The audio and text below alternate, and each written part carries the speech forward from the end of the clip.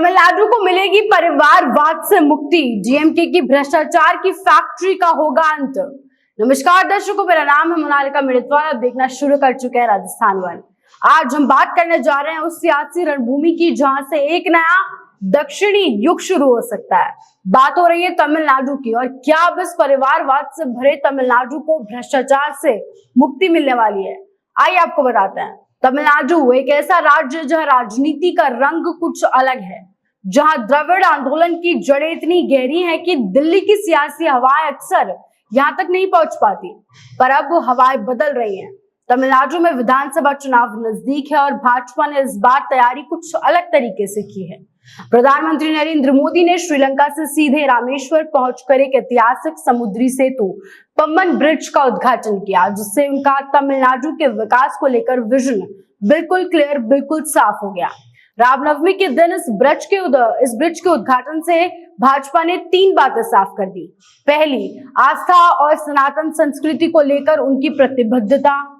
दूसरी, तमिलनाडु के विकास को लेकर उनका विजन। और तीसरी, डीएमके की हार। डीएमके यानी द्रविड़ मुनेत्र कड़गम, जिसे आज एमके स्टालिन नेतृत्व दे रहे हैं। एक ऐसा दल जो सालों से तमिल असीमता, क्षेत्रीय पहचान और हिंदी विरोध के नाम पर सियासत करता आ रहा है। हिंदी भाषा जो देश में शायद सबसे ज्यादा बोली जाती है, उसके विरोध में डीएमके पार्टी हमेशा रहती है और बेबुनियादी इंडिया गठबंधन का हिस्सा भी है। आपको बता दें, भाषा हो, धर्म हो या फिर पहचान, डीएमके की राजनीति केंद्र सरकार से टकराव पर टिकी रही है।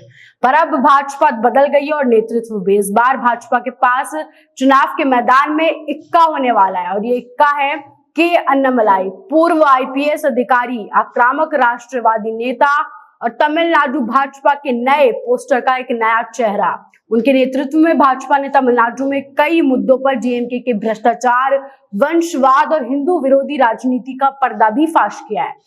2024 लोकसभा चुनाव की बात करें तो वहां भाजपा ने करीब 11% वोट हासिल किए। ये कोई छोटी बात नहीं है। ये बताता है कि जमीन खिसकने लगी और भाजपा की रणनीति भी असर दिखा रही है। लेकिन सवाल ये है कि क्या ये काफी है। तमिलनाडु में 234 विधानसभा सीटें हैं। यहाँ भाजपा आज भी किसी बड़े क्षेत्रीय दल की सहयोगी के बिना सरकार में आने की स्थिति में नहीं है। लेकिन इस बार पार्टी ने रणनीति बदली है। क्षेत्रीय दलों से गठबंधन की भी संभावनाएं तलाशी जा रही हैं।